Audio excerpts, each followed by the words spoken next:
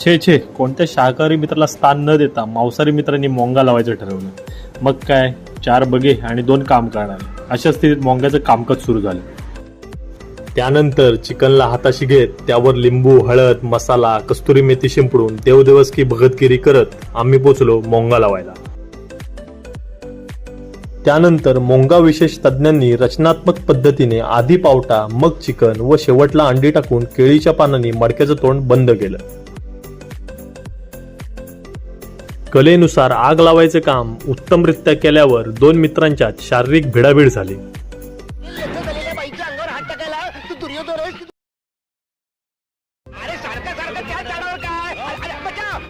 आगीच्या उजेडात मोजकीच छायाचित्र काढून टोकाची वाटणी करत संपत्तीची वाटणी घालावी तशी मोंग्याची वाटणी घालून भोजनास प्रारंभ केला.